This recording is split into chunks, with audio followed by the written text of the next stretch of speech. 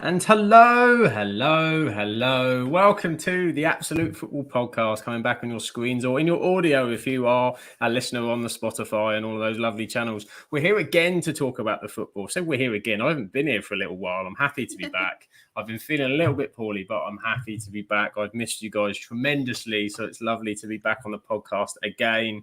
And as I always say, I never come alone. I come prepared. I come prepared with knowledge and football, just football ability is just coming over me all around. So of course, Josh loves the song intro. I'm all about the limerick. So of course, it's my pod bestie. We know her as Shah. Last season, Rochdale were below par, but unbeaten in 4. She's dreaming of more with the GOAT Ian Henderson, the star. Charlotte, welcome to the podcast.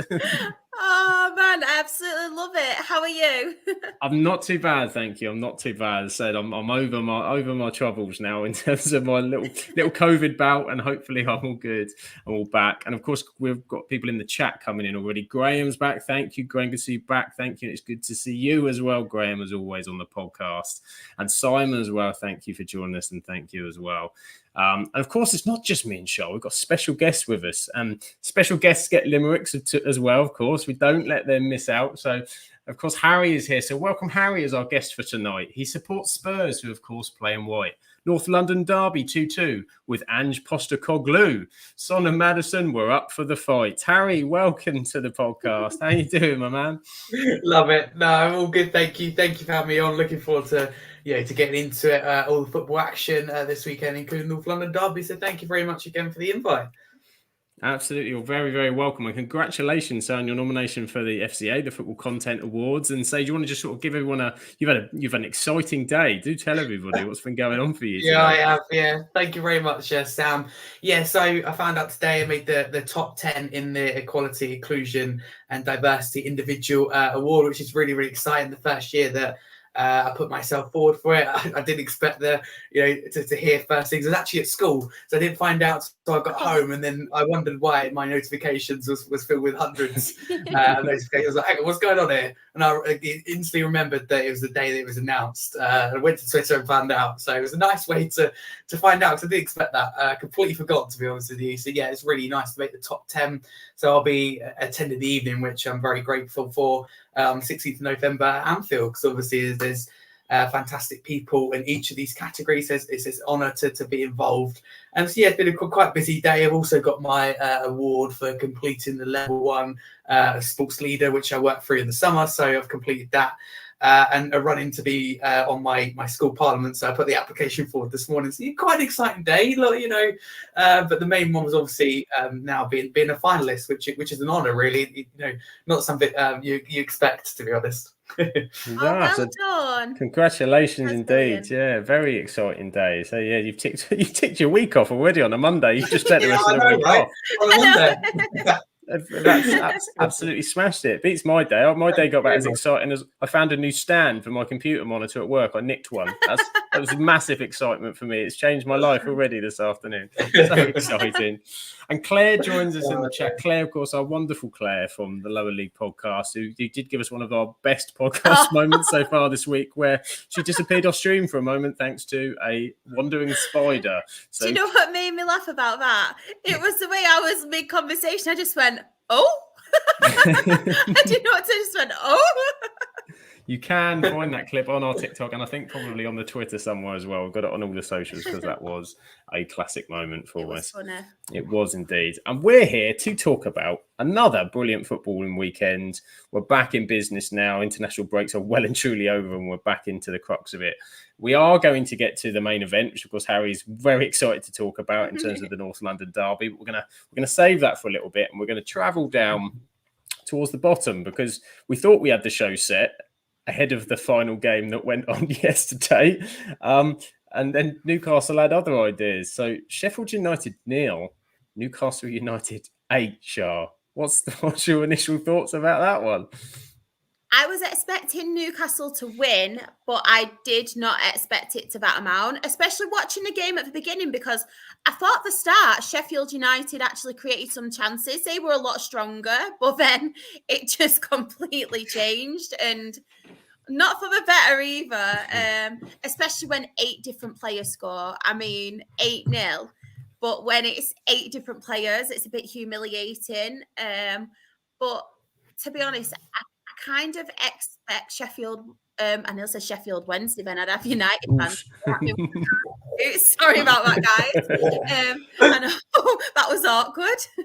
But I kind of expected Sheffield United to struggle because I feel like they haven't really bought many Premier League quality. It's been the Championships players, and yeah, I don't know. I was expecting them to lose, but not by that margin anyway. It was a bit of a humiliation, weren't it, really, on that part.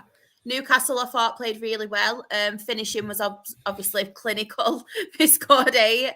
Kind of getting over the blip now because they've had a bit of a weird start to the season, haven't they? But yeah, I definitely think Newcastle played very well. But Sheffield United, obviously, they're quite dire, weren't they?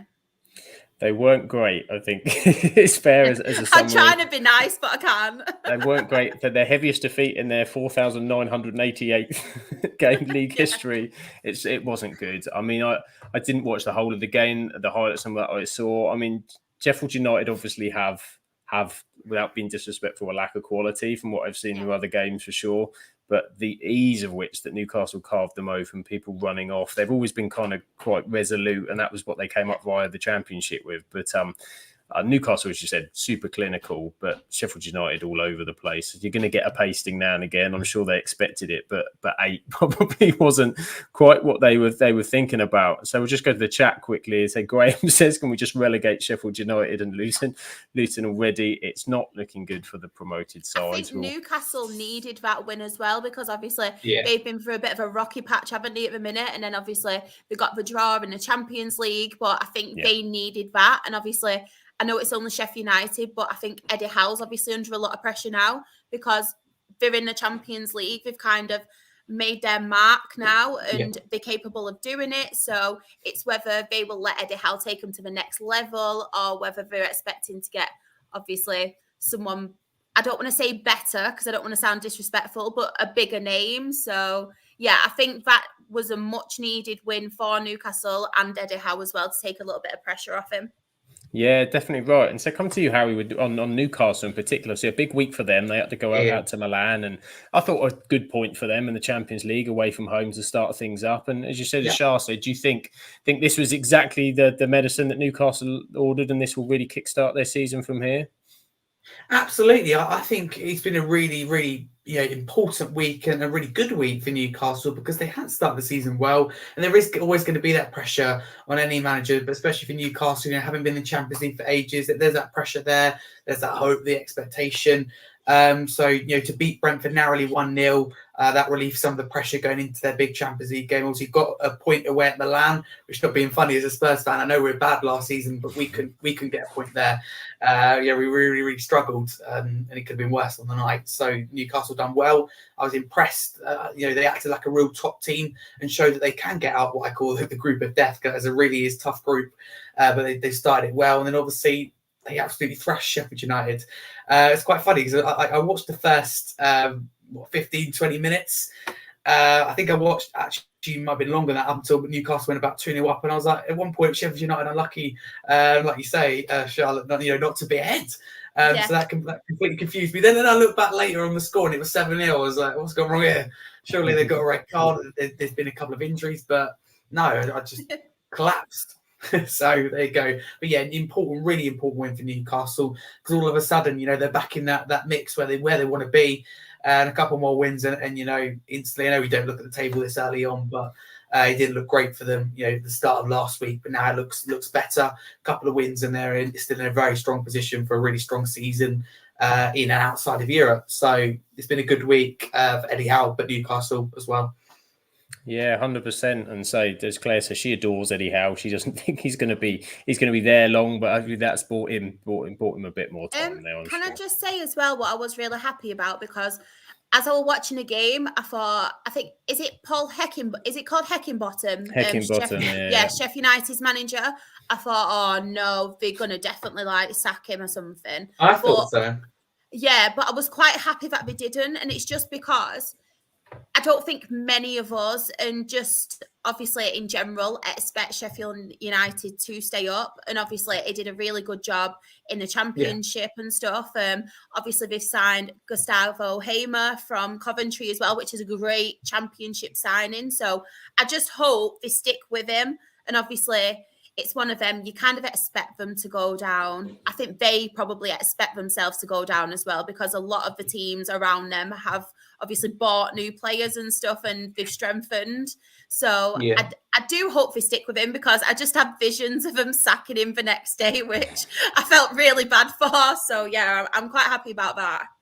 Yeah, I mean, the worry was, we all said it going into the season, looking at their transfer business. You know, I know they did a couple of late bits. You said Gustavo Hamer was a good signing, and one or two last minute ones they brought in, but they lost and die, obviously, and didn't really do anything else. And you looked at that squad and thought, any manager's going to struggle with that. And it's almost like they weren't prepared to come up because of the finances and where they sit. So I think they've kind of got to see it through. I was just disappointed I'd already done the thumbnail with the headlines, because Heckin' Bottom Spanked just would have come off the tongue brilliantly for the headline. I was like, oh, it's too late now.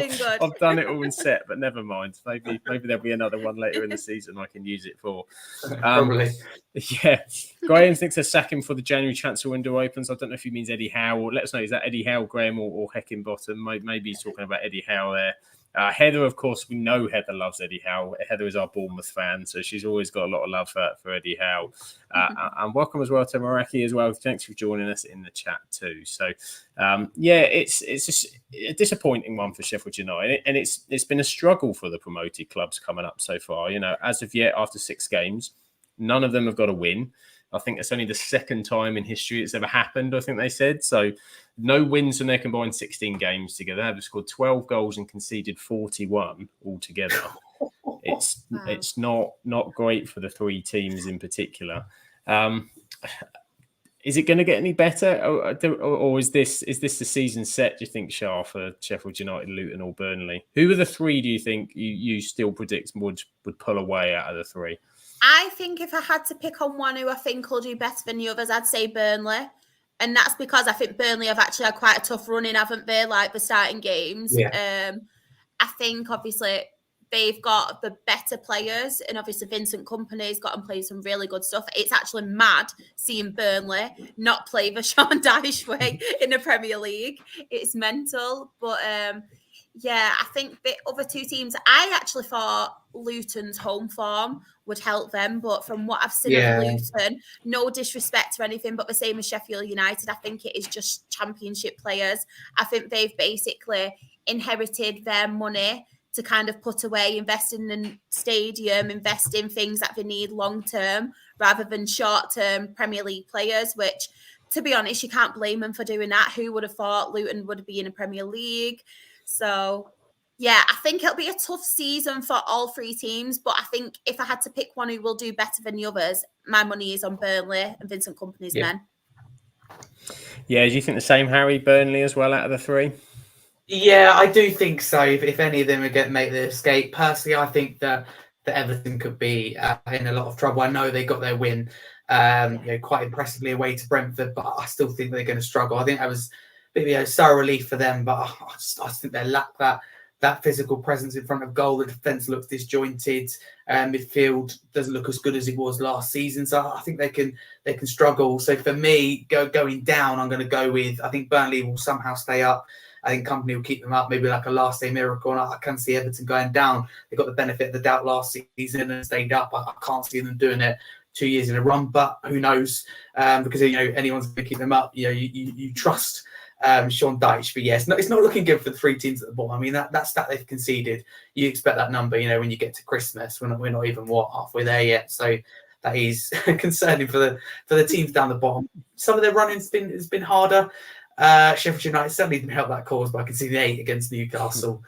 Luton in particular are going to need a real miracle to stay up. If they are going to do it, Charlotte again, spot on. It will be their home form.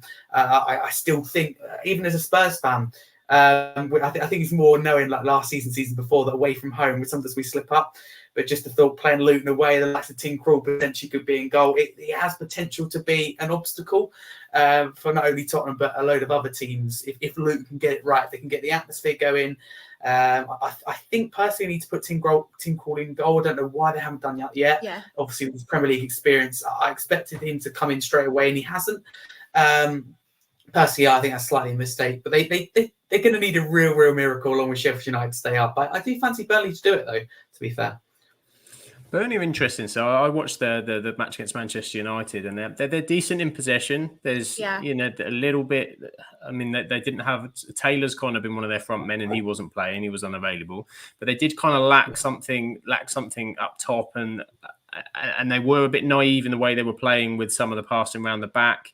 With the way they wanted to progress, that I think they got away with a bit more in championship level. And I think it's going to be a real test of Company. Does he stick with that style, or does he think, I need to get some points and he has to go something else? So I get the feeling he's going to be no, this is my style and I'm going to stick with it. And I kind of hope he does. Because it's that's the mantra they've come up with, and you live or die by that. So I think Burnley, there's some potential there. You could see some progression in terms of where they were playing, and they caused United some trouble. So Burnley were unlucky not to get anything out of that game. There's a massive game coming up, obviously, next week between Luton and Burnley as well. That will give some a big indication, I think, early doors in terms of what happened. But we'll come on to Luton and Everton and such in a moment. Just back off to the chat quickly. Heather thinks Everton are probably going to join them as well down the bottom. About Chelsea. I'm joking. We're going to come to Chelsea, don't worry. Running as well. Yeah. Weirder things can happen. Claire's off to watch MAFs, whatever that is. Don't judge. Okay, fair enough. Claire's married at first sight. Oh, okay, Claire. We won't. I don't watch it, though. I promise. No, I don't watch it. I won't judge you. There we go. And welcome to Oliver in the chat. A Reading season ticket holder. What your thoughts of the owner points deduction and everything going this whole time at our club? Well, we do have a lower league podcast that is going to be on Thursday, so I'm sure Shah will talk about it in much detail. But no thoughts with you there, because that's horrible when you have an owner that's like that. You have points deductions, and it's all about off the field issues, and then it affects you on the field issues. So no, sad times for Reading, but do join us on Thursday. I'm sure that will be a topic that we will discuss on the lower league podcast. So on to Luton. Luton won, Wolves won in an interesting game of sending offs and penalties, etc. I thought massive lost opportunity for Luton. They were dominating parts of that game against Wolves. They were absolutely all over them at portions. Then the red card came, and you thought this is going to be the day, but they couldn't put it in. And as Sod's Law often happens, the 10 men then went 1-0 up.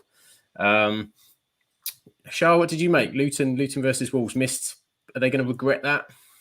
Yeah, 100%. I think this is what I was kind of like mentioning before. I feel like they've not got that next level of quality that could have obviously took them. And obviously they got the 3 points. So I think it's a good point for Wolves, considering they were down to 10 men away, obviously, at Luton, because it's quite an intimidating ground.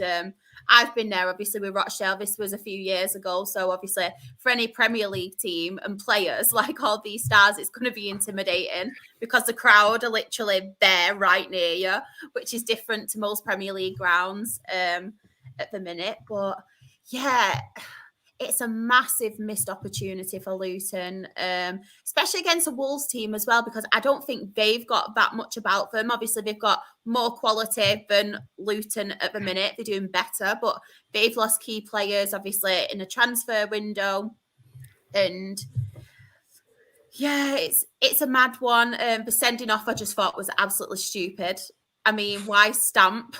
Why stamp on a player? You're obviously going to get sent off, even with how mad VAR is and how inconsistent referees and VAR is. You are going to get sent off.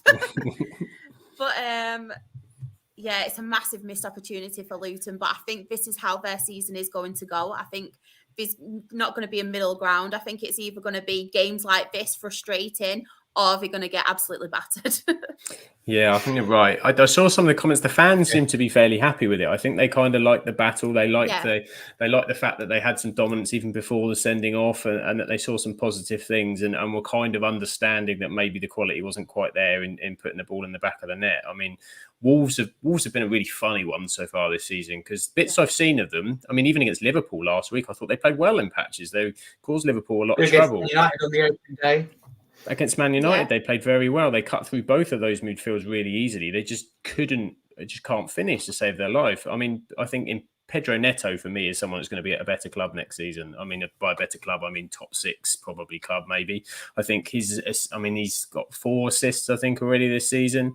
They just haven't got anybody on the end of them. I think you put Pedro Neto on a different side, you're going to get something special out of that player. And he was again the difference against Luton.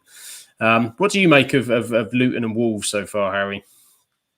Yeah, good question. In the game itself, I completely agree. I think it's a massive missed opportunity from Luton at home as well, against 10 men. You know, that's if they want to send a statement to teams down the bottom of their series, they have to win the game.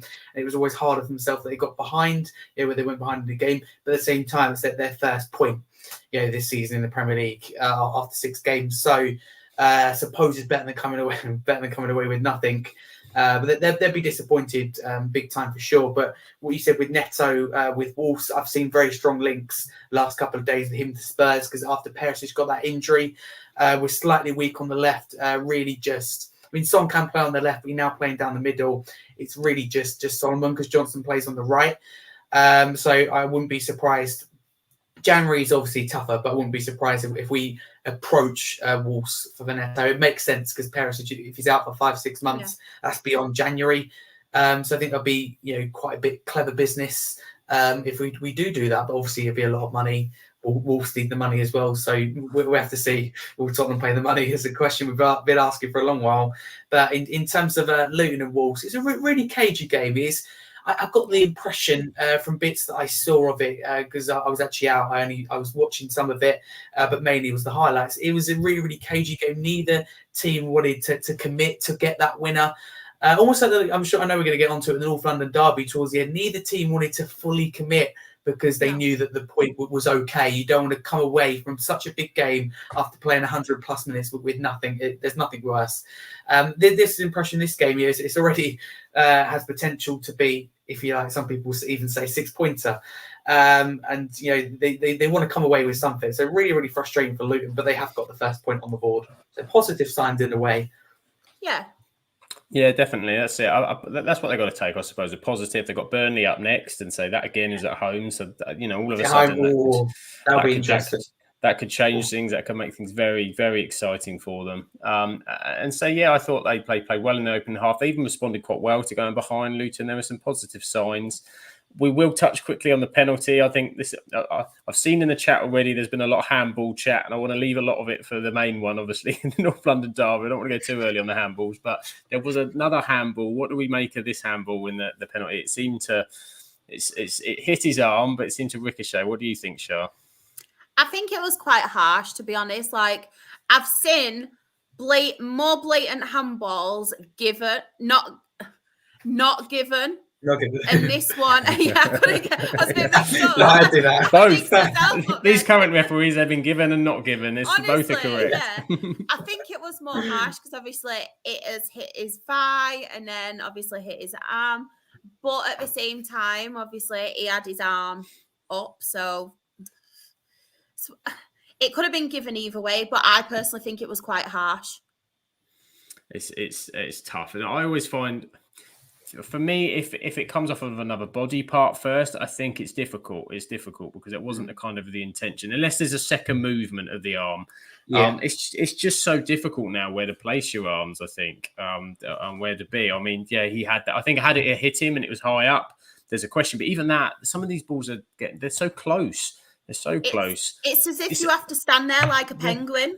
You do.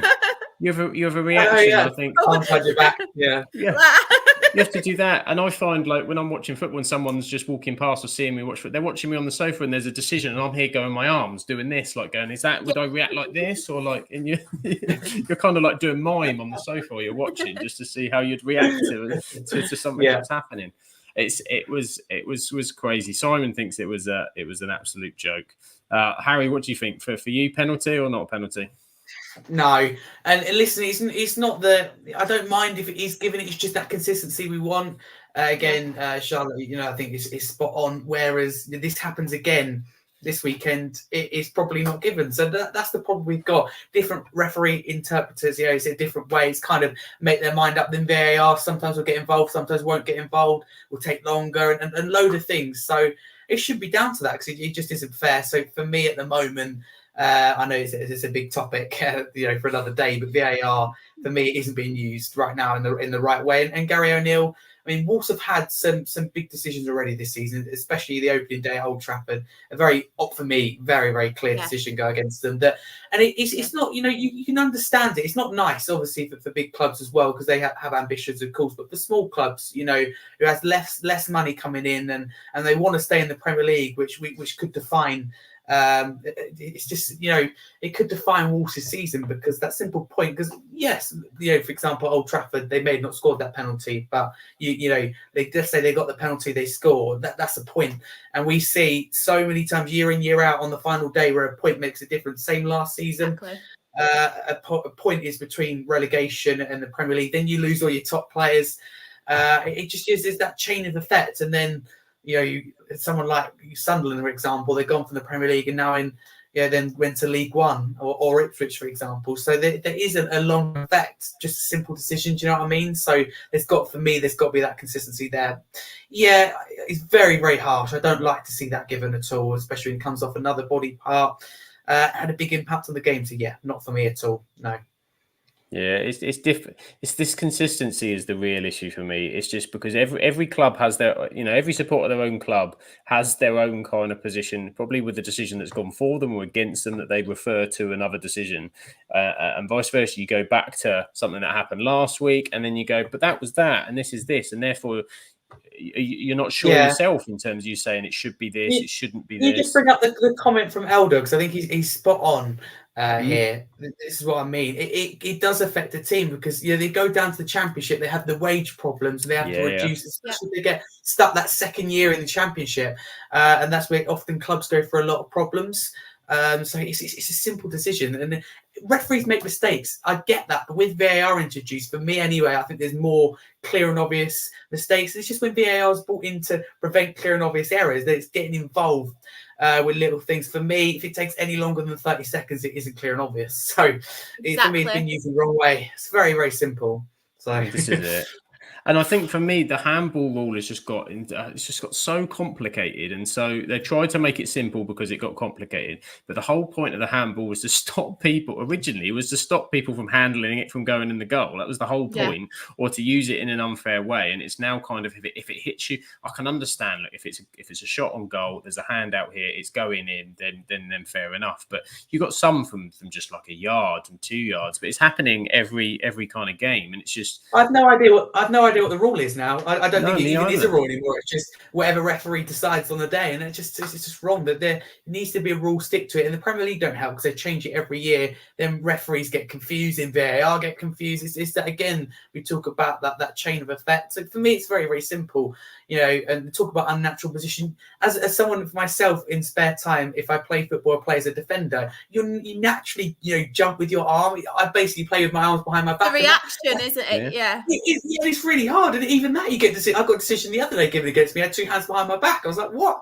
So it's a defender. It's becoming impossible to keep the ball out your net, and that is very concerning. I don't mind if stuff like that's given, but I don't agree with it. But if it's given consistently, it's the fact that I can get away with my arm up here one week and it hits here, or I can my arm behind my back and it hits the shoulder and it's given another week. So complete difference. So it's just that consistency we're after.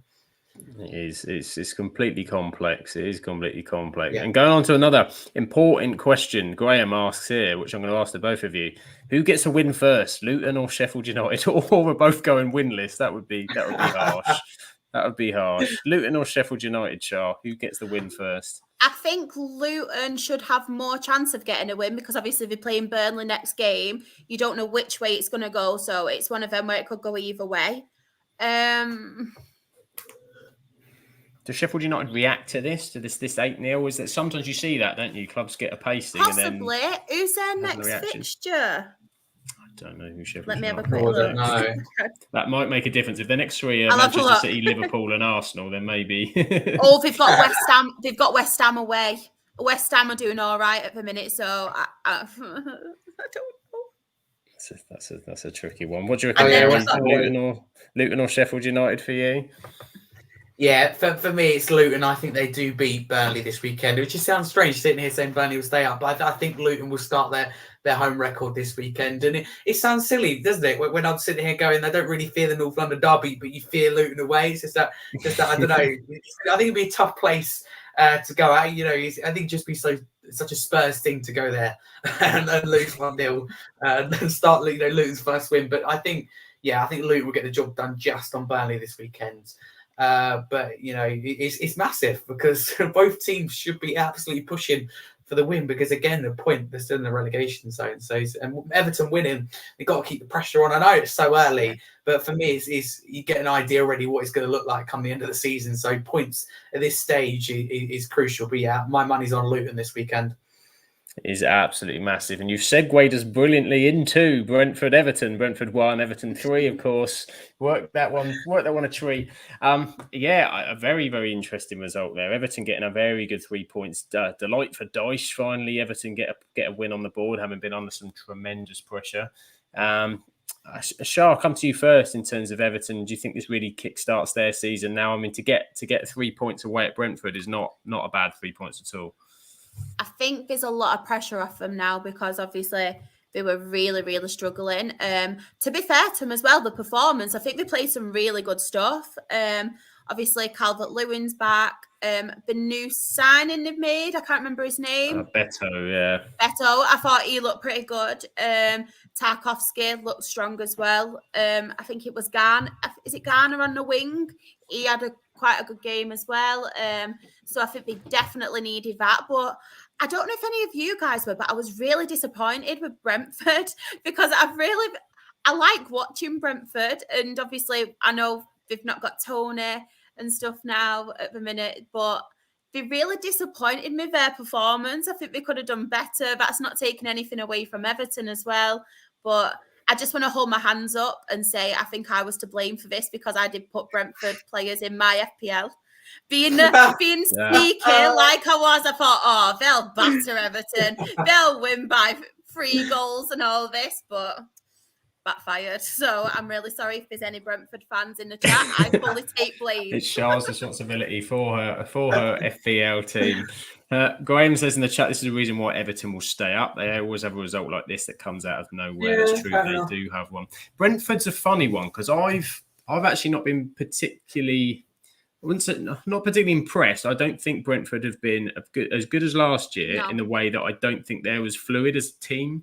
And I don't think that's because of Tony. I think actually attacking-wise, they've been okay. I think that's worked. I just think there's a bit of a disjoint with the defence and the attack. They seem to be quite open. Obviously, Raya as well going probably that's has had a huge loss as well. Had a big loss. They're yet to win at home. I mean, they're doing well. They're doing okay. But in terms of what we've seen of Brentford the last couple of years, so far, I'm not entirely convinced by them that they'll be where they were last season based on what I've seen so far. What do you think of Brentford so far, Harry? Yeah, I think they've struggled and they've had a difficult week for injuries. Obviously, we know Tony's not here till January. I don't think their form is as good as Tony is because of Tony, because we saw parts of last season, even parts of the season where Brentford score goals without Tony. But Rico Henry, I think is going to be a bigger miss than people think. And I'm going to be giving apologies to any Brentford and Everton fans in the chat. But start with Brentford. I think they could. I don't think they're at risk of going down, but I think they could be dragged into the outside of relegation battle without Rico Henry. And let's say I actually think Tony could go in January. Chelsea, for me, really need a number 9. Arsenal as well. Potentially Tottenham as well. So there'll be clubs battling for Tony. I don't see him staying at Brentford, but I could be completely wrong. Rico Henry looks like end of the season. They've got a couple of injuries, I believe, in the warm-up as well. I mean, Everton's first win. If Brentford's home record was key last season. They're just against Everton, no fight, and it is just very disappointing for them. So I think they're in for a long season. And with Everton, I don't think it really does kickstart their season to be. I think it's a good win and very important in particular for Sean Dyche. The pressure's off now. Again, like Charlotte says, is a very important win for them. But I still think that they're going to struggle and be at risk. I think it's like a one-off, but I still think that the problems on and off the pitch are still there for Everton. I think they're still going to really struggle to get points on the board, home and away. And I think it'd be decided whether they stay up or not again on the final day. I think it'll be back to that again.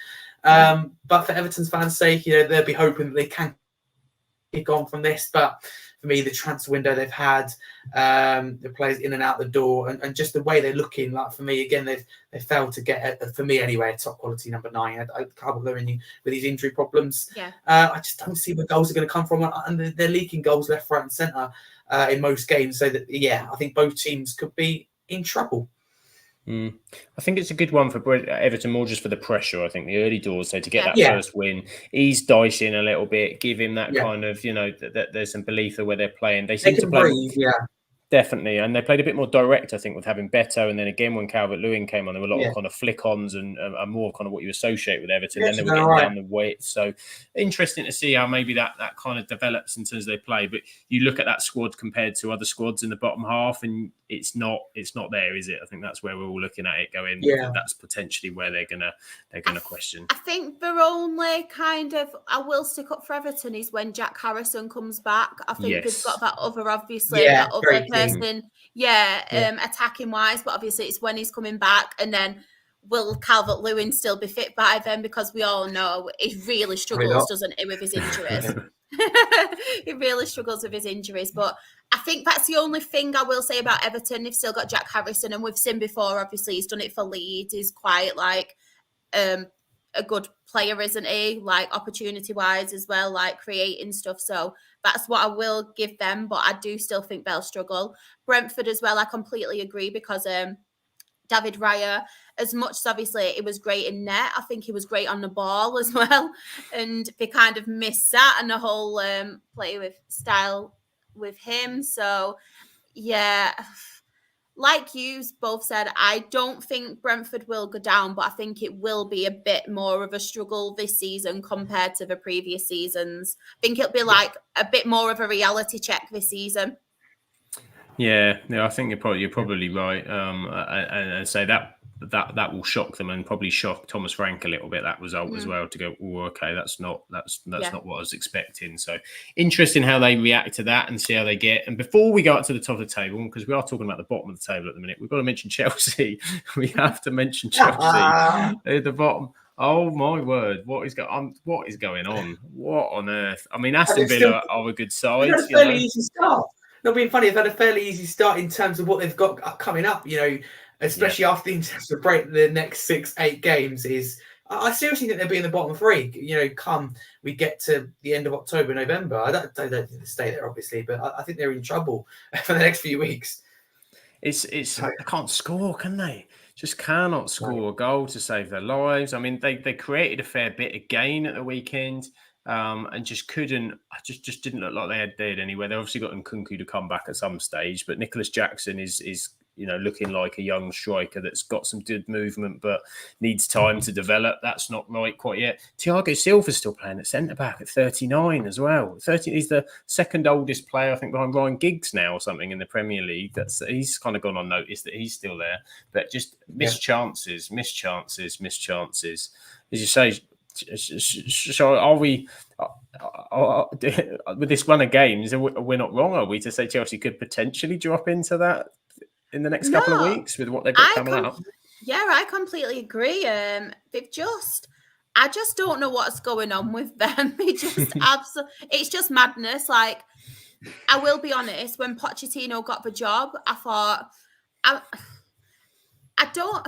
don't mind him as a person, Pochettino, but I just think I don't really rate him. I think he's more of a build the club up kind of thing, and kind of a bit of a project. Whereas with Chelsea, we've seen in the past, there's no project when it comes to Chelsea. If you're not winning games, you get sacked. So that completely baffled me, for starters. The thing what does annoy me though with Chelsea is, even though they are playing like this, they're not picking up results. Why is there more going on and people are laughing more at Manchester United? And I'm a neutral. I just think Chelsea have got away with so much compared to obviously Manchester United. And you think of the injuries and stuff Manchester United have got at the minute, but I just think more with Chelsea that no one's really like, and I don't know. I don't know. It just baffles me. It doesn't seem to be as much or as many people like talking about Chelsea. at the minute. Yeah, it does seem a bit of a free pass, and I think there's a lot of it. I think there seems to be a lot of mainstream media love for Poch, if I'm honest. I think that kind of helps a little bit. The same as it kind of was for Poch. We don't really want to because it's early days or it's whatever. Yet if you compare the two, and Ten Hag's getting pelters left, right, and centre, but United are 4 points ahead of Chelsea despite playing dreadful so far this season. And that's from a complete neutral perspective as well. Like, I've got no ties to each club. I'm obviously a lower league fan. I just think to myself, all I've seen is all this towards Manchester United and stuff, but where's all this with Chelsea? Like, everybody laughing at Chelsea, everyone tweeting all the time about Chelsea. It's just not that at the minute. It's all Manchester United. No, they got away with it a bit last year was shocking as well. It's just been a terrible. I mean, Elder says here Haaland's outscored the whole Chelsea squad. What a time to be alive! It's not untrue. And they've won one game, and it was Luton. They beat Luton 3-0. And apart from that, they've struggled to put anything else together. So the pressure's going to continue, I think, to raise it. I can't see Chelsea the way they're playing suddenly beating one of the sides that they've got coming up. I think that would be a real shock, I think, if Chelsea did. Maybe that's what they need and it will do something different. But Graham says maybe this is it. People just expect Todd Bowley to spend another $1 billion in January and buy his way out of trouble. Maybe that's it. And Lisa just says, Chelsea greedy, Lisa says. They've got a lot of players. They've got a lot of things to do, and they're not doing any of it at the moment. So Chelsea are down the other end. But we're going to start to flip up towards the top. We are getting closer to that North London derby. Don't worry, Harry. It is coming. It is coming soon. But we'll talk quickly, because we don't often talk about them. But Manchester City, 6 wins out of 6. Usually we see Manchester City after Christmas then put their sort of hammer down, having had a kind of mediocre start, but it seems to be they're getting the points this season. They've had a few injuries as well and seem to be coping, but you would expect, because they've got a phenomenal squad, to cope with that as well. Charles, what do you make of their victory over Forest? There were parts of that game, particularly in the early parts, where they were blowing Forest away in that early period. Yeah, I think the first half an hour, City with a Manchester City that we all know, we've all said, we're all jealous of. Because it's so annoying. It's so frustrating. Yeah. So the first half an hour, obviously Phil Foden, a clinical finish. Like, you don't expect anything different from him. And then the Terminator, Erling Haaland, comes and scores. Shock. Didn't expect that one. Just kidding. But then obviously, I think after that, Nottingham Forest were the better team, to be honest. Obviously, they had the sending off with Rodri, which I thought was just silly again. Stupid, it reminded me of it just reminded me a bit like the Casemiro one, but I don't think Casemiro's was as aggressive, whereas it was just stupid. And I just think to myself, like, you are the best. I personally think he's, if not one of the best defensive midfielder like in the world at this moment in time, Rodri. And Manchester City, obviously, as much as they've got other quality, I don't think they've got anyone like him in that position. He's obviously Calvin Phillips, isn't he? Who's nothing compared to him. So I think it's absolutely stupid from him. I just think Nottingham Forest, to be fair to them, I've seen them a couple of times this season. I think they play some really good attacking stuff. Really good stuff. Good team. Good team. Alanga as well. Like, obviously, from watching United and stuff in the past, my family being Manchester United fans, didn't really know what to expect with him when he signed for him, but I think he's been really good as well. Some of the signings they've made this season have been more quality than what they did last season. I think they kind of got promoted and just threw the checkbook at everyone, didn't they? Any silly signing last season. But I think they've really made some quality signings this season. And even though they did obviously show glimpses, Nottingham Forest, it's Manchester City, isn't it, at the end of the day? It is, and so it was a good win for them against. I do like Forest. I think they've made some good signings as well. I think Sangare and Hudson-Odoi very good for what they picked them up for, as well as some of the work they already did. And Steve Cooper seems to be changing them around a little bit, which will be good. So do keep an eye out, because we're about to record tomorrow and all about Nottingham Forest episodes. We'll find out a lot more about Nottingham Forest. Do keep your eyes open on the channel to look out for that one. We'll find out why they're so good from somebody in the know. So look, keep keep your eyes for that.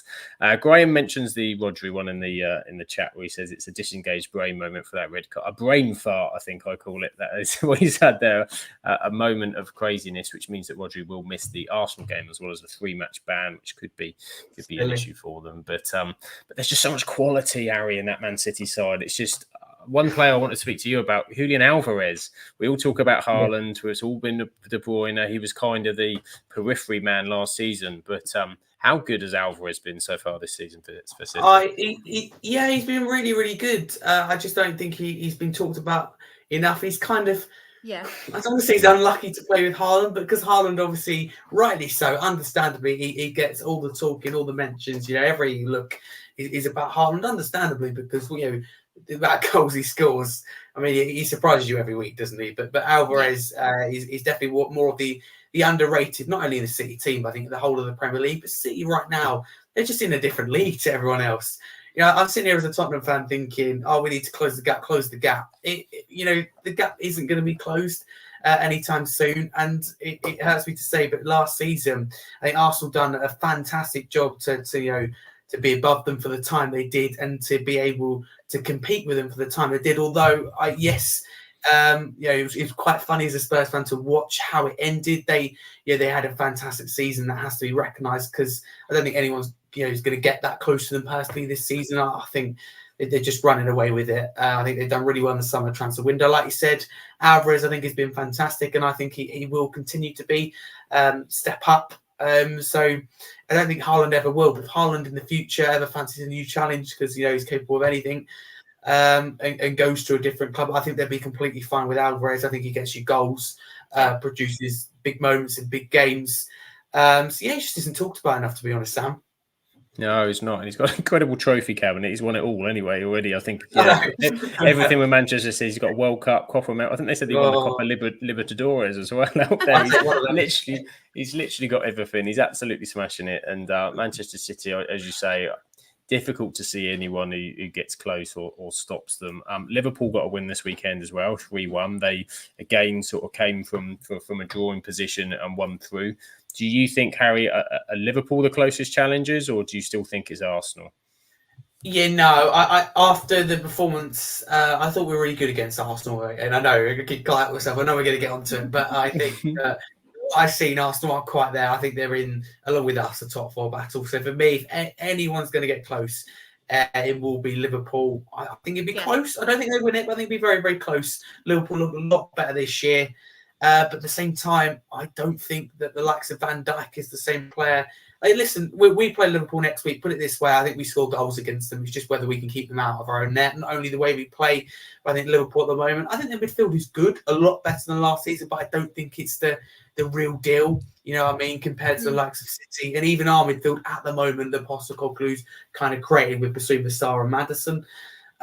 So I think it'll be a real one to watch out for us and Liverpool next week. But yes, Sam, answering your question, I think they'll be the closest challengers to City. For me, they just have that more depth, better defensively, and have a machine in Erling Haaland. So if you take Haaland out, you take a few City defenders out, then it does become close. But yeah, I think City will still, I think be fairly close, but I still think City will be comfortable, if you know what I mean. I don't think there will ever be any point where we go that Liverpool can do it, or will be like we've seen a couple of times in the last few seasons, for example, where it's been 1-2 points in it. I don't think it'll be anything like that.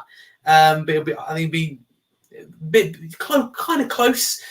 So yeah, we'll have to see, I guess, with City, just like I said, look at a completely different league. But Liverpool, a lot better than they were last season. They've had an okay transfer window. They've bought in some important players. Probably need to do more in January if they are serious, but they look good in this moment in time.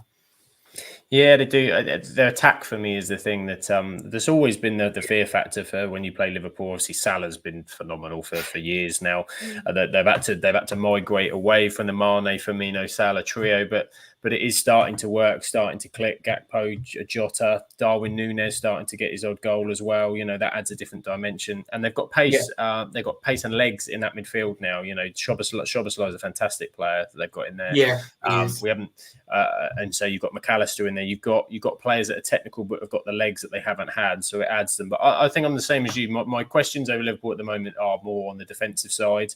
Yeah. We've seen periods of games where they've conceded goals.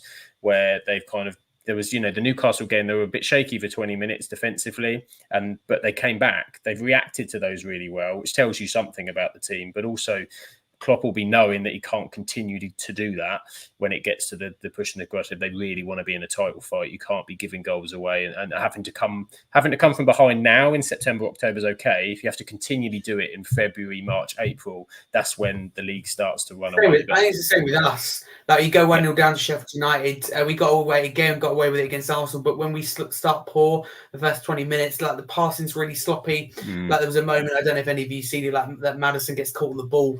Jesus, a bit more composure, not being funny. Most players score that. So that's generally how we started the game. So for the likes of Tottenham and Liverpool, they just need to start the game a lot better. But I'm going next weekend. I could turn up after 20 minutes. So I won't miss anything. They're both slow starters. Yeah, this is it. Nothing in the first 20. You say that now, it'd be 3-3, wouldn't it, after the first 20 I minutes? know, yeah, you're right. Errors all over the shop. Yeah, exactly. But I'm looking forward to that one as well. Liverpool-Tottenham was a very exciting game last season. So again, it'll be another one to look forward. But we will move on because Tottenham did, of course, have a game this weekend, and it was a fairly big game in the calendar. It was the North London derby, of course, at the Emirates. Arsenal 2, Tottenham 2, it ended. We'll come to your first, Harry, in terms of what you were thinking going into the game. What were your expectations? Did you truly believe that there was something on offer?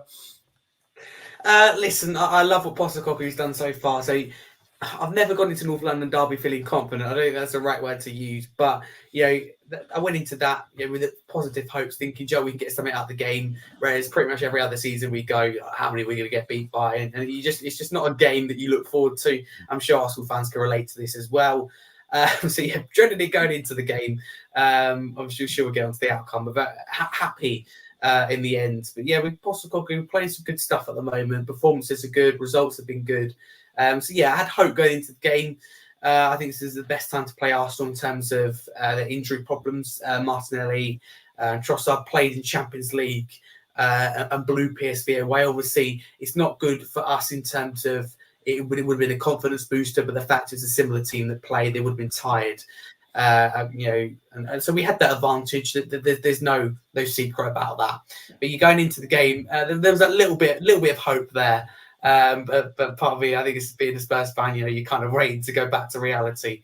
But no, it's really, really happy with how we conducted ourselves, if you like. But going into the game, the usual nerves, but nowhere near as bad as I have been in the last few years. So a lot of better thoughts going into the game for sure. Yeah, definitely. So Andrew's definitely has sparked something, within you. So tactically, you look superb in terms of what he's doing. Obviously, the message is getting across. The players are behind it. He's lifted people like Son and that. They seem like different players. You've added Maddison to the group. A lot of positives in terms of everything's done. I mean, we've already said, haven't we, Charles? Andrew's as fast becoming. I think he's becoming a favourite for everybody in terms of way his demeanour. I mean, what did you take? I mean, on the sidelines, just watching the difference of the animated, almost going to have a heart attack Arteta, and then just cool, suave Mr. Postecoglou. Yeah.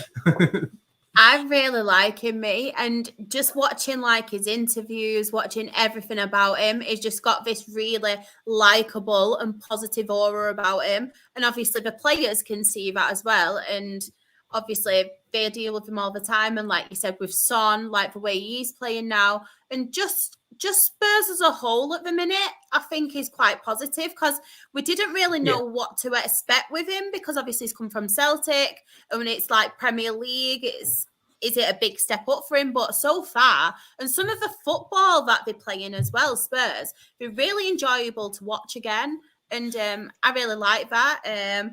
James Maddison as well, for me, I think so far he's one of the signings of the season. I think that's just for the price as well. That's an absolute bargain compared to some of them. Honestly, he's one of the, if not, he could be one of the signings of the season. I think he is so far, but just the way he runs a game, just everything about him. I really like watching Spurs at the minute. And honestly, I thought they could nick that game in the end. And I was watching it and part of me was like, and Lucas is going to kill me for this. Part of me wanted them to, just because I was like, they played some really good stuff and everything about him. And I do like Spurs, and obviously the new manager and stuff, I really like him. And just some of the clips I've watched of him as well, he's really likeable, and you think he's not even been here that long.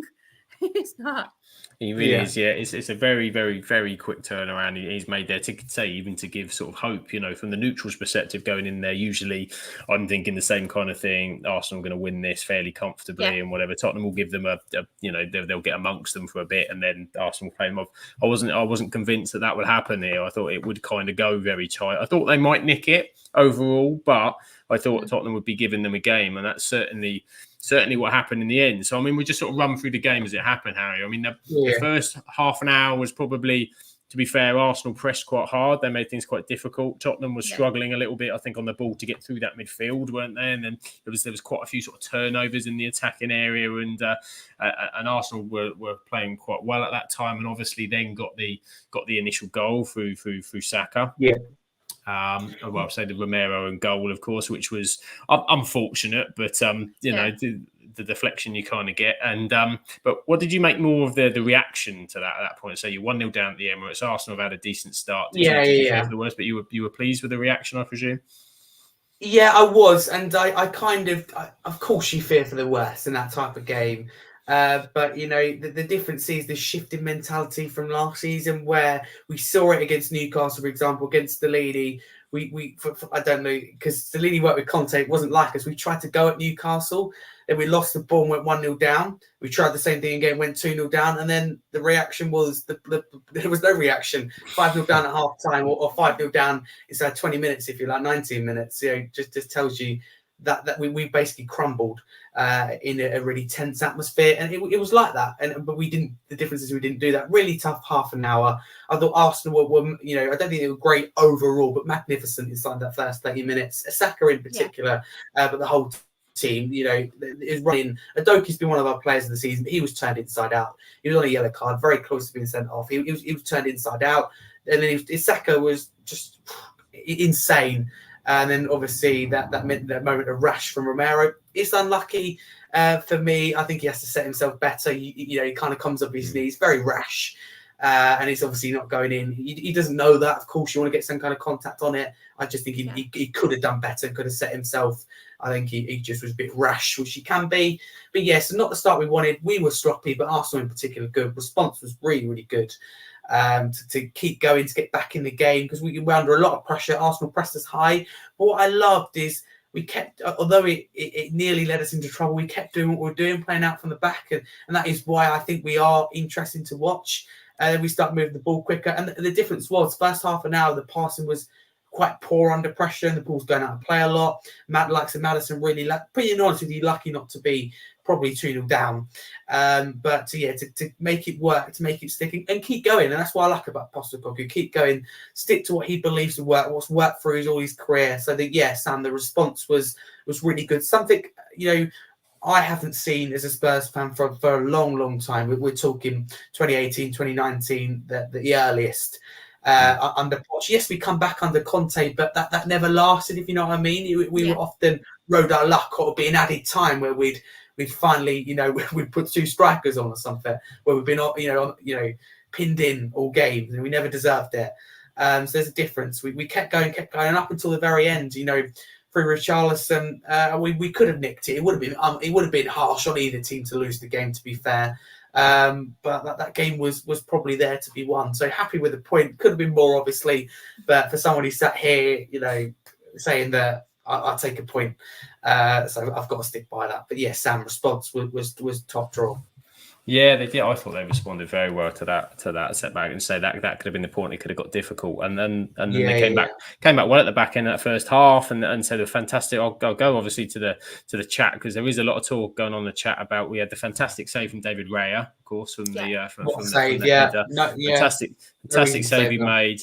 And there's a lot of love for Ramsdale in the chat. There's a lot of Lisa loves Ramsdale, Heather loves Ramsdale, of course, and feel sorry for this situation. It's a very strange one, isn't it? I think there's been a lot of chat, hasn't it, about this goalkeeper sort of back and forth and whatever. But I mean, to be fair to Ray on the day, okay, potentially, the goal that was scored, then he could have dealt with it better, the cross that came across.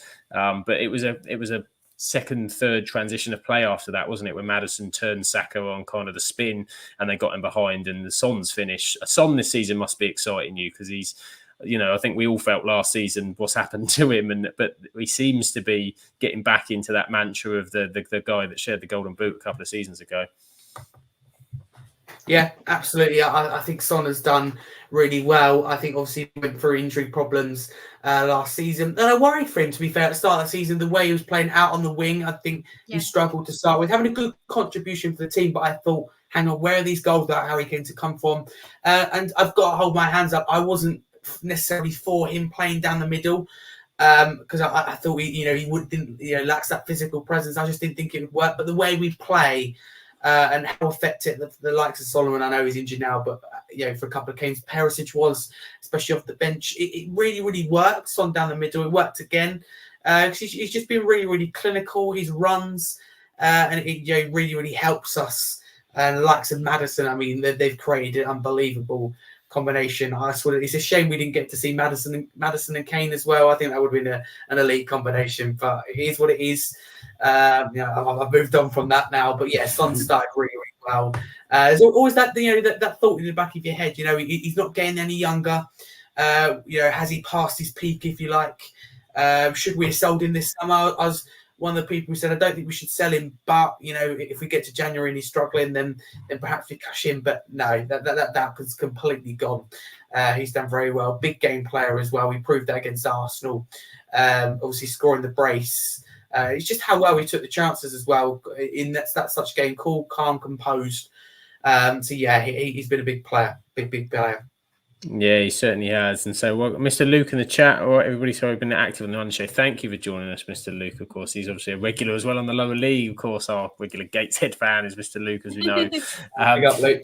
Yeah, there we go. Joining us today. So I thought very good performance from Son. 2 very well taken goals. He did excellent in terms of taking that. From just flipping it on its head for a minute, Shire, from an Arsenal perspective, did you think, obviously, Declan Rice coming off at half time? There seems to have a back injury. From what I read, asked to come off, said he was struggling, was uncomfortable. They're still kind of doing some tests, I think, to find out what happened. Do you think it was a major issue for Arsenal in that second half? They seemed to be able to play through the midfield easier, and obviously Jorginho had that terrible error for the goal. But do you think Declan Rice going off a big issue for Arsenal? Yeah, definitely. Obviously, I know he's only just signed, but obviously he's a key player and he's like the glue. I don't really rate Jorginho as well, so I am a bit more biased to Declan Rice because I don't really rate Jorginho. I think he's always got an error in him.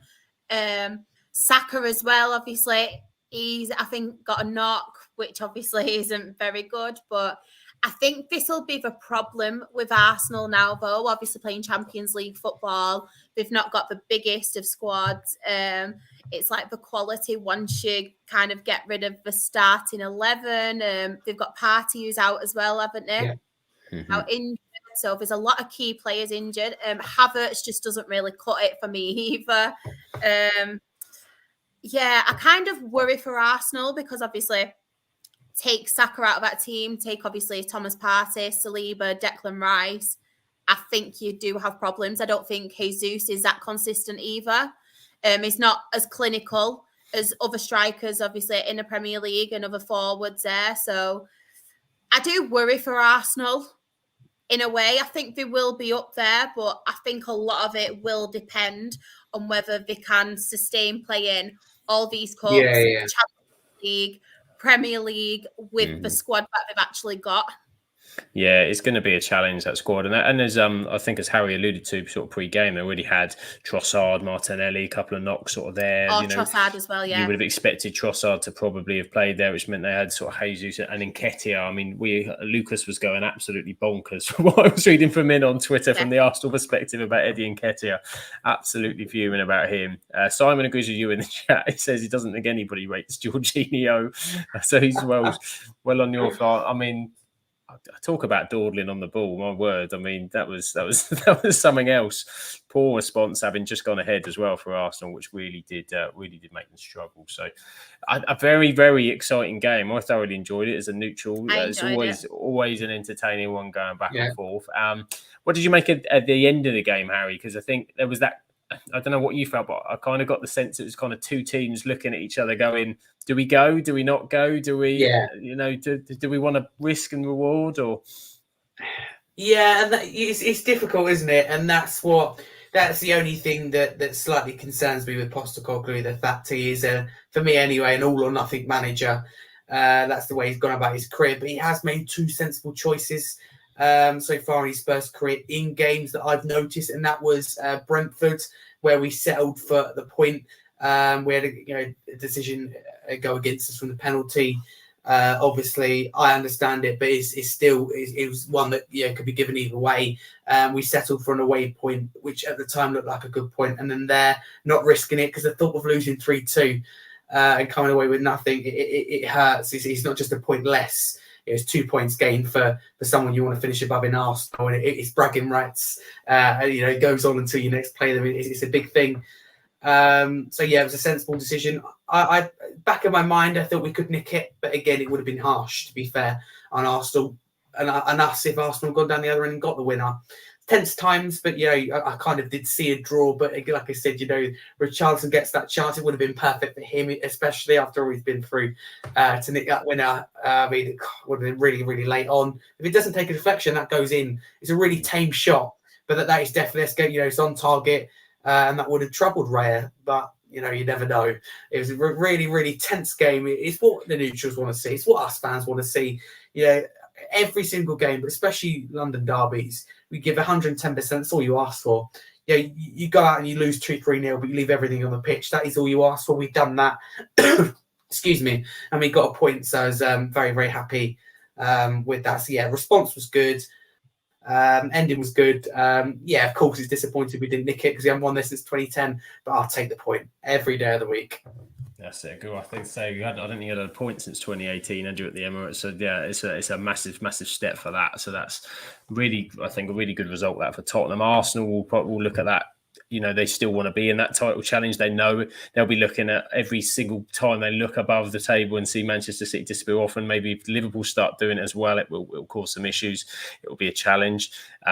So we've got, Graham's Graham's in the chat. He decided his future quicker than Jorginho did with the ball at his feet. Yeah, I mean, that was... Yeah, it's just after they take the lead. For me, it's, you get rid of it, you loft it up the pitch. You kind of get the ball away because you always think about the instant response. London derby at the same time, like Maddison was nearly caught on the ball, so it wasn't just Jorginho. Jorginho was on the unlucky side, but yeah, when I saw Declan Rice was subbed, that gave me huge confidence. We could potentially, we didn't, but potentially go on and win the game.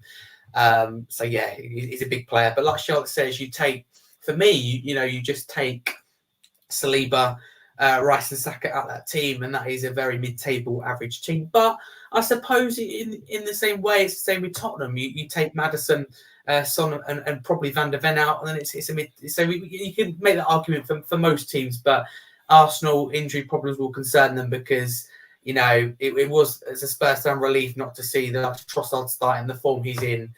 So yeah, Arsenal probably without Europe. I don't like to obviously make excuses.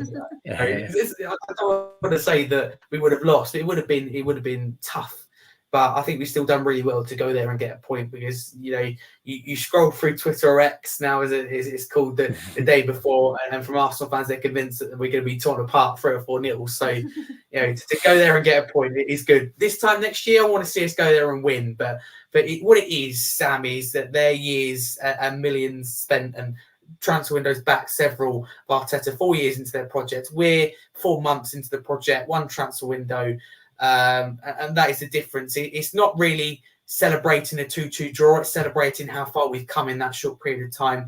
In 2 years' time, I won't be celebrating a 2-2 draw at the Emirates. But right now, where we are to play this North London derby so early on, away from home, a fixture we often lose in, get torn out, absolutely ripped apart. It is a good confidence booster for the season.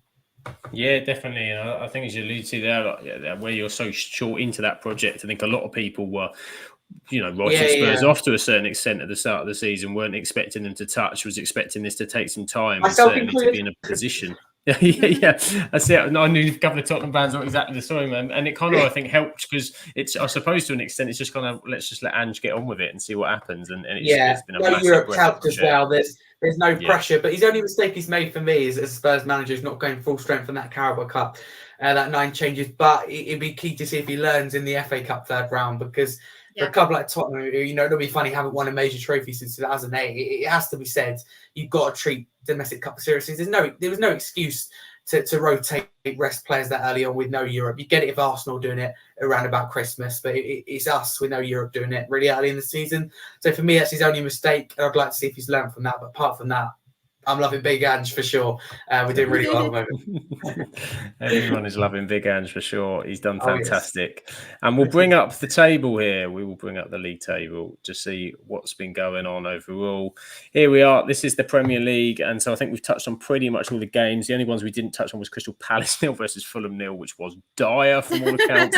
Was not a fun game. Roy Hodgson was back in the touchline, but he might as well have stayed in bed because there's not a lot happened there.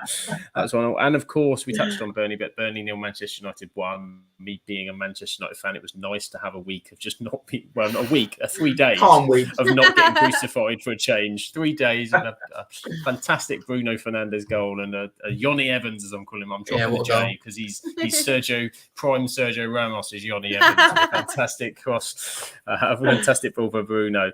So that is the table as it looks like at the moment. We'll see. And we're going to go on to European fixtures. We're going to move on to European fixtures. So let me just bring up my notes. I've got in various formats because the team help us with some of these. And I'll start with, let's see what I've got up next. It's a surprise.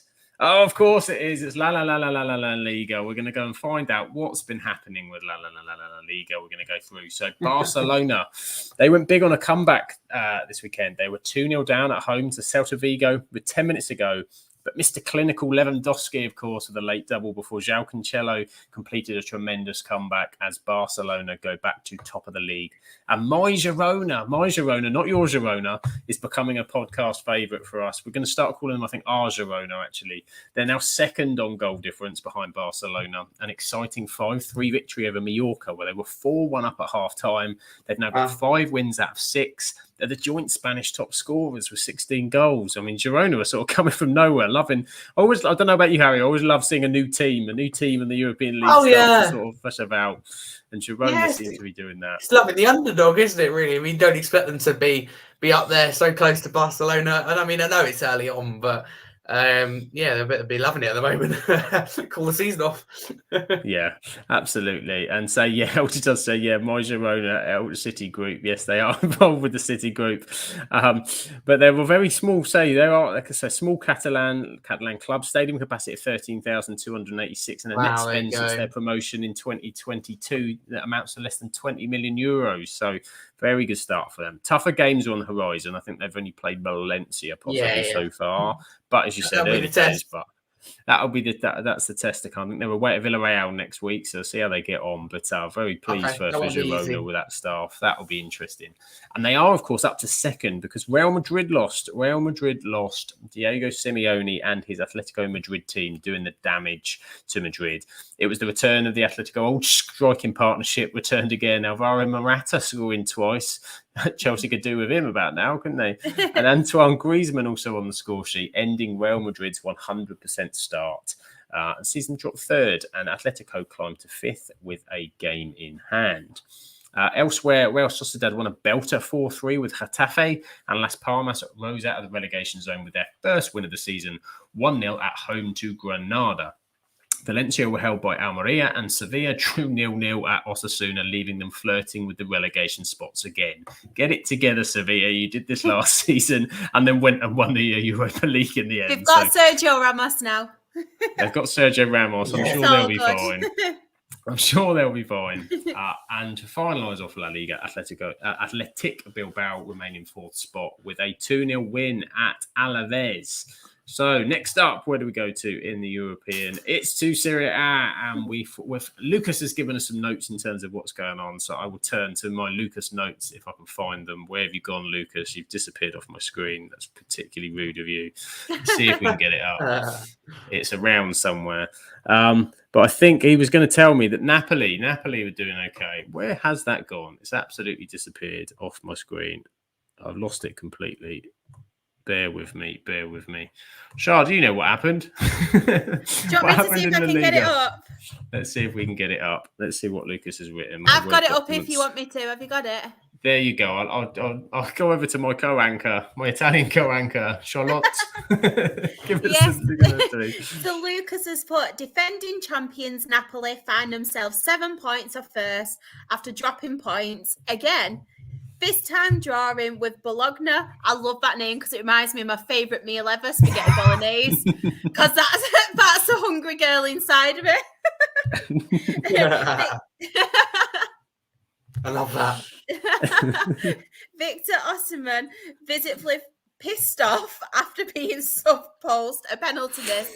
They were Lucas's words. Not mine. Roma also couldn't follow up on their 7-0 victory with a 1-1 draw against Torino. Lukaku scoring again.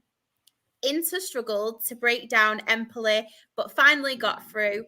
A valuable 3 points, but couldn't shake off rivals Milan, who were also victorious. Juventus conceded 4 against, is it Sassuolo? Sassuolo, yeah. Sassuolo. And picked up their first loss of the season. Lecce have a surprise. It sounds really bad in my accent because I'm really nervous, because I'm really northern. Lecce have a surprise of the season so far with a 1-0 victory over Genoa and find themselves in 3rd place. Sorry, everyone, and sorry if there's any Italian people watching. I am really northern, so I'm really bad. That's why I do the Scottish League. Scottish League. Well done, Shaw. Did that one very proud. Graham said reckons that co-anchor sounds like an Italian football when you say it too quick. And with Lucas's language, he thought it was Claire that read that instead of Lucas. Oh, funny. So next. Oh, here we go. Bundesliga. I need to turn to a different app for this one because Josh has given me a speech to text. Bear with me a second, which is quite long, so it's going to take some scrolling. Right, so Bundesliga time. I'm sorry to say that pod favourites Union Berlin seem to be on a slippery slope. After the first ever visit to the Bernabeu with a spirited 1-0 defeat, sadly, they had a kick into reality with a 3rd consecutive defeat in the Bundesliga, losing 2-0 to Hoffenheim. They were out for tonight, worked in all areas of the pitch, and perhaps could be excused for suffering a little midweek hangover. A team that certainly wasn't suffering any effects from the midweek Champions League performance was Bayern Munich, who put in a very impressive 7-0 victory against Bochum. Harry Kane put in easily his best performance of the season so far with a hat-trick and 2 assists. He looked good. If you thought he scored goals and performed well for Spurs, it's amazing to see what he can do when playing in a good team. Oh, look at that. Josh is taking digs from afar. Look at that. Outrageous. I love how he's done it with you reading it, Sam. He couldn't come on and say it himself. This is it. Who does he support? The puppet Liverpool. master. It's Liverpool, so you can have a word next weekend after. He's going to be happy next weekend then. It's a biggie. As the scoreline indicates, Bayern absolutely dominated in this game and Bochum only managed 1 shot on target and 1 corner. This week against Wolfsburg, Borussia Dortmund continued to put in unconvincing performances with Marco Reus scoring the only goal of the game in the 68th minute. Yeah, they don't look great. But they're only 2 points behind Bayern and only 1 behind 2nd, 4th and 5th place teams. They've not been very convincing this season. It's been a very uneasy start for them. I mean, they obviously lost Bellingham, didn't they? And they lost Haaland the season before. I think Dahu was there as well, wasn't he? He's gone to Brighton. So they lost a few players. I'm not too sure who they brought in actually either. So, the fact that they're probably still not doing too bad, it's fairly early days, isn't it? When you look at the table, it's all pretty tight. Bayern Munich are winning it anyway, so it's all going to be they're all scrapping for second place. But Stuttgart picked up a new victory against newly promoted Darmstadt with Bundesliga top goal scorer and former Fulham transfer target Serhou Guirassy scoring a brace to take his total to 10 goals in just 5 games. Blimey, 10 goals in 5 games, that's not a bad one at all. Leipzig also won their 4th game of the season against Josh's second favourite team name to say, Borussia Mönchengladbach, although only by 1 goal. He's got more clubs than Tiger Woods, Josh, hasn't he? Yes, indeed. He spreads himself like butter, that boy. Chelsea will be pleased to know it was former striker Timo Werner who picked up the only goal of the game. I love the irony, given Chelsea can't buy a goal at the moment, literally. But of course, the moment we've all been waiting for, it's time to look at the exciting performances of the super sexy Xabi Alonso. I need another week, another comprehensive victory with a 4-1 victory against the top team name, I love to say, Heidenheim. Victor Bockface, isn't it Boniface, isn't it? It's come as Victor Bockface is again in the goals with a brace, and Leverkusen are just scintillating with some very dominant football, beautiful passages of play, and limiting the opposition to just 1 shot all game. Can you tell he like Xabi Alonso, Harry, in this report about Bayer Leverkusen? If they can keep these performances up, there is no indication so far they can't, but they have real potential to do what it says what Bushia should have done last season, and finally give us a new champion in the Bundesliga. I presume he means Bushia Dortmund there. I'm so excited I had to change my shorts twice. Well, there you go. There is Josh's Bundesliga review. Fantastic. The Eredivisie we'll touch on. We normally sort of give a quick sort of update, but there was quite an interesting one coming through about, I don't know if you saw this, between Ajax and Feyenoord this weekend. So Ajax were playing. Ajax have had a very poor start to the season, but the understanding is that Ajax doing down in 14th. They've been absolutely shocking, but they were playing. They were 2-0 down against Feyenoord. I thought it was 3-0 actually, but they were certainly multiple goals behind, and the fans threw a beer cup onto the pitch. The game was paused and the crowd was warned, as Holland has strict rules about throwing stuff on the pitch. Then it happened 2 more times, and then fireworks were thrown on the game, and second and third time, so the game was suspended. People are complaining about this because Ajax are performing poorly in the lead, and they felt that the crowd deliberately got the game suspended by throwing stuff on the pitch. It's all got very excitable. There's also Ajax got off the pitch issues. The sporting director was sacked after being hired this summer due to alleged conflict of interest over the recent signing of a Croatian left back. Graham says Ajax fans are not to be messed with, and he thought it was. I thought it was 3-0 as well, was what I saw. But they're now sending an official statement from the Dutch League that the KNVB wants the remainder of the Classic, which was cancelled, to be caught up without an audience this Wednesday. So they've got to continue the game from where it finished at 3-0 down with about half an hour to go. But the additional complication is Ajax was supposed to play a different team on Wednesday, and they've had to cancel that fixture as well. So Ajax are kicking off and saying we're not playing it.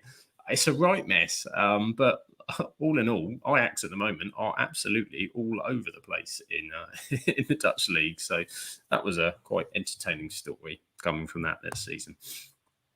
Next up, we're getting around there. We go very quickly. Ligue 1.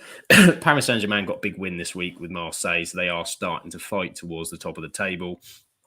Simply the Brest, atop of the league. Simply the Brest have risen to the top, just above Nice in second. And Monaco are sat in 4th place at the moment in France. So PSG are starting to get themselves going in Ligue 1. Am I right in saying as well Mbappe went off injured? You might well be right. Mbappe could well be injured. I haven't seen how long for, what it is, but could well be. In fact, that's all been brushed under the carpet. Him and PSG. They're all friends again, aren't they? I know. The league we've all been waiting for, Shah, the Scottish Premier League. I feel like I'm more at home now. None of these fancy accents. So we'll start with Celtic as always. So Livingston 0, Celtic 3. So Celtic took the lead in the 14th minute with a penalty. Then goalkeeper Joe Hart was then sent off for the away side after he clattered Mohamed Tangar when he was through on goal. I don't know if any of you have seen it, but he full on clattered him. And then he will lay on the ground for ages, like you do when you know full well you're going to be sent off. So he was there for ages, just lay there, and you just knew what was coming. But to be fair, I think he fully deserved it. Like, clattered him while he was through on goal. So they got that one right. A decision what was actually right, yeah. Wow. Despite losing their keeper, Celtic went on to score 2 more goals thanks to midfielder Matthew O'Reilly and Daisy and Maeda.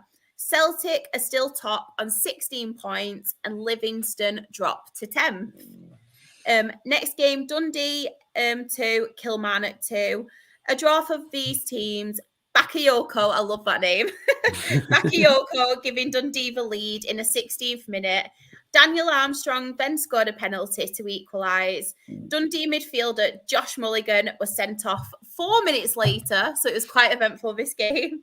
Then Armstrong got his second of the game late into the game, but it wasn't enough. 10-man Dundee got a 90+3 equaliser thanks to Zach Rudden. I know. Imagine the limbs on that last that injury time equaliser. You got 10 men as well. Oof. Imagine the limbs on that. Them celebrations. Yeah. Both teams are on 6 points. Kilmarnock just above Dundee in 8th position. Next game, Hibs actually won again. If you're doing all right now, Hibs, to save your bottom for so long, if you're doing well. Lewis Miller and Dylan Vente scored 2 goals for Hibs on Saturday. Hibs have now climbed to 4th, and unfortunately, St Johnstone are bottom of the SPL with only 2 points. St Mirren won, Hearts 0. Ryan Strain scored in the 7th minute for St Mirren, and the early goal was enough for the home team to take all 3 points. They are 2 points behind Celtic in second.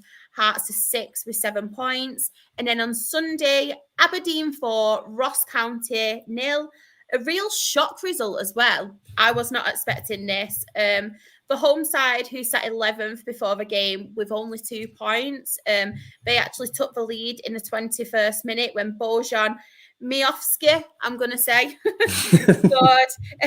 Duke then got a second just before half-time, and then it just went from bad to worse for Ross County when 2 minutes into the second half, Jamie McGrath got the 3rd goal. Miofsky obviously assisting him, and then he went on to score his 2nd goal of the game just 5 minutes after. So Aberdeen are still 11th on 5 points now. Ross County are 7th on 7 points. And the final game of the weekend, Rangers 1, Motherwell 0. Cyril Dessers scored the only goal of the game in the 24th minute, and that win took Rangers up to 3rd on 12 points, and Motherwell are just below them on 10 points. There we go. Well, hey, and that is your roundup of the European leagues for this week. All going on in Europe. It is all going on in Europe.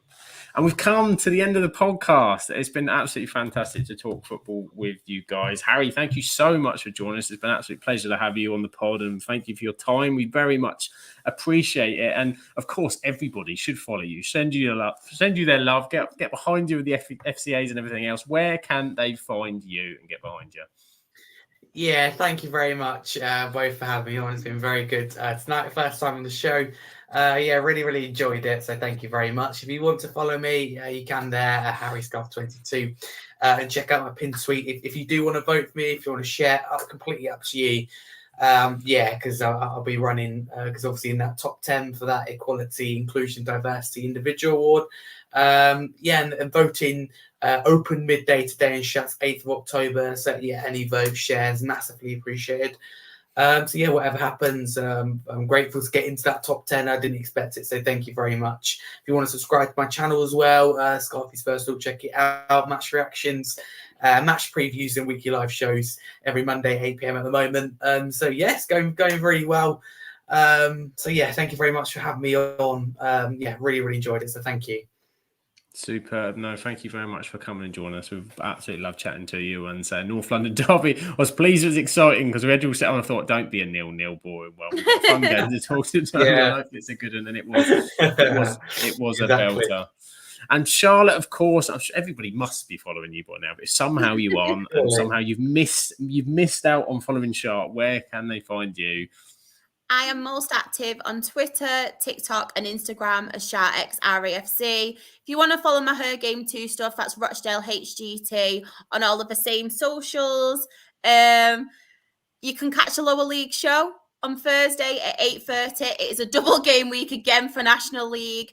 And also, just to plug, if anybody wants to watch a massive game tomorrow, Rochdale take on Chesterfield on TNT Sports. So I will be there. So if you want to see me, the odd chance you'll see me. I'm hoping celebrating, not being carried out by the police. Because I'm not a hooligan, I'm only joking. But if you do want to watch Rochdale, we are on TNT Sports as well tomorrow. And I've saw on Twitter that Grant Alt is going to be there. So I am so excited for that one. There you go. Massive game for Rochdale, and I'll tell you all about it on Thursday on our Lower League podcast, of course. If we win. Miss that. If you win. If not, Scoops can come back and sort it out. So absolutely, you can. And say if for some reason you want to follow myself, I am up the FM Ducks. I'm on Twitter, TikTok, doing some football videos. I've got a website up thefmducks.com, which is sort of football reviews, football shirt reviews, and a lot of stuff I'm doing in the background now. And I'm hoping I might do some more gaming soon. I might do some more gaming. EFC is out, so I might do a few videos of that coming out soon. We'll see. But I just need some time. Because I'm doing lots of podcasts as well, because we've got an exciting one coming up this week. We've got Nottingham Forest, as we said. Gary Boldy Reds are joining us to talk about Nottingham Forest. All about Nottingham Forest is the next one coming out. Not entirely sure when that'll be out this week, but it will be out at some point, so do keep your eyes peeled. We've got the Lower League show on Thursday. And of course, if you want to follow, and you should do, because you should, just no other reason than you should follow the podcast everywhere that you can. So on Twitter, or now X as we call it, at Absolute Ball Pod. On YouTube, hopefully you're there already. If you're on the YouTube channel, Absolute Football Podcast, please do subscribe and send us a like. We're trying to grow the podcast as much as we can. That'd be much appreciated. We're on Twitch, Absolute Football Podcast. TikTok, Absolute Football Pod. Instagram, Absolute Football Podcast _ same as Threads, and we are the Absolute Football Podcast on Facebook, and we are live Mondays 8 and Thursdays. I've changed it, and thank you very much for pointing that out in the Lower League, because that has said for weeks third days. There was no S in the middle. I've now rectified that, so thank you. Graham says Thursdays has been fixed. Yes, we're on top of that, so do give us a follow. But thank you to everybody in the chat. Everybody's joined us. You are a massive part of the show, and we couldn't do it without you. So we appreciate you being with us and joining in the chat. We love it. We hope you all have a fantastic week. Enjoy the football that's coming up. We will be back with you on Thursday with the Lower League show. But for now, take care of yourselves, and we'll catch you on the next one.